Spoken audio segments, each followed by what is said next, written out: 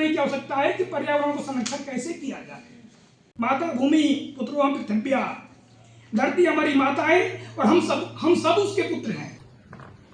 नमस्ते सदा वत्सले मातृभूमि त्वया हिंद भूमि सुखम वर्धितो हम महामंगले पूरी भूमि तो दर्थे पतत्व सखायो नमस्ते नमस्ते। सर्वप्रथम पूज्य डॉक्टर हरिवार जी को नमन करते हुए मैं अपनी बातों को शुरू करना चाहूंगा। आज के इस तकनीकी सत्र में उपस्थित हमारे बड़े भाई doctor Gautam Kohli ji, doctor Chandan Dwivedi sir, doctor Tejinder Gaur ma'am, doctor Shivji Verma sir, doctor Rashmi Tripathi ma'am, doctor Richa Gupta ma'am, हम सभी शिक्षकों और प्रतिभागियों को मेरा सादर नमस्कार।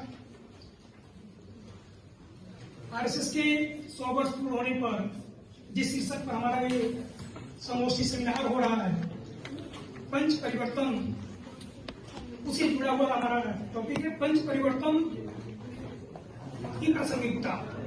पंच परिवर्तन की प्रासंगिकता और पर्यावरण। पंच परिवर्तन है क्या? पंच परिवर्तन की जरूरत क्यों पड़ी? पंच परिवर्तन कुछ हमारे कल्पना है, आरएसएस की कुछ संकल्पना थी जिसे हम पंच परिवर्तन के नाम से जानते हैं। स्व का बोध करना, स्वदेशी का बोध करना, नागरिक का कर्तव्य, प्रत्येक व्यक्ति का, प्रत्येक नागरिक का अपने राष्ट्र के प्रति कुछ कर्तव्य है और हमारा कर्तव्य राष्ट्र के प्रति क्या है ये हमको मालूम होना चाहिए। प्रत्येक व्यक्ति को अपने अधिकारों का बोध होता है लेकिन कर्तव्यों का बोध जल्दी नहीं होता है। लेकिन हमको अपने अधिकारों के साथ साथ कर्तव्यों का बोध करना अत्यंत प्रासंगिक है।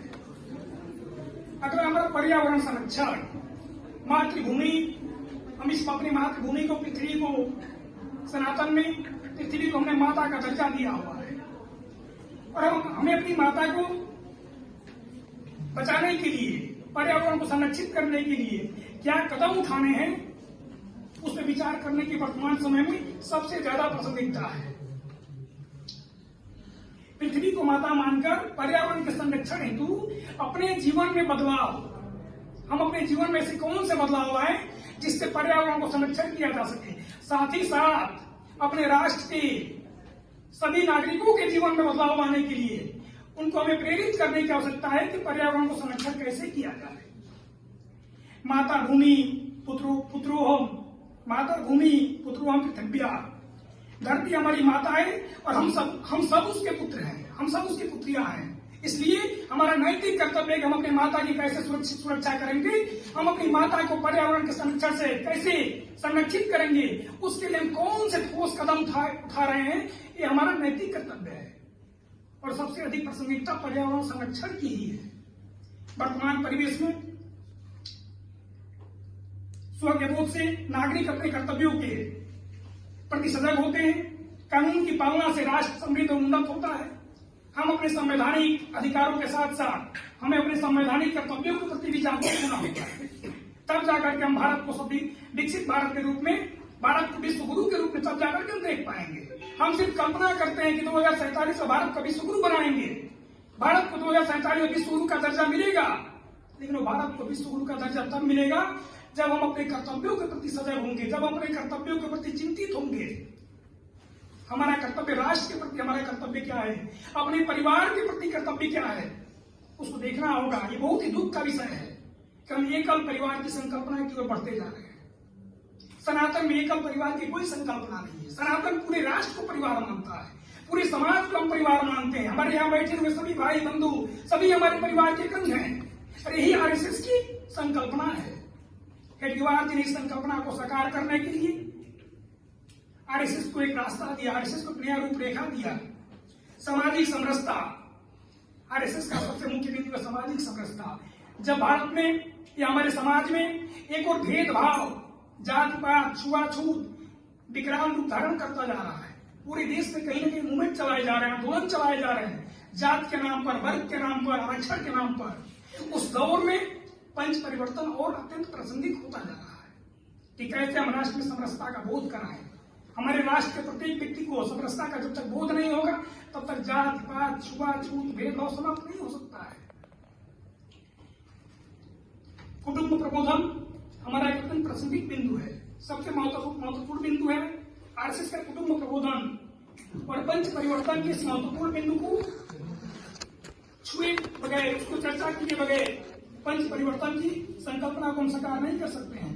कुटुंब प्रबोधन से परिवार बचेंगे और बच्चों में संस्कार बढ़ेंगे। हमारे बच्चे अंग्रेजी संस्कार की तरफ, हम पश्चिमी सभ्यता को स्वीकार करते जा रहे हैं। हमारे भाई बंधु, हमारे बच्चे, हमारे बहने पश्चिमी सभ्यता को आत्मसात कर रहे हैं। हमें कहीं न कहीं पश्चिमी सभ्यता को बचाने की जरूरत है। हमें बोध कराना होगा कि हम जिस सभ्यता में जीते हैं, जो हमारी मूल सभ्यता है, हमें उस सभ्यता की ओर जाने की जरूरत है।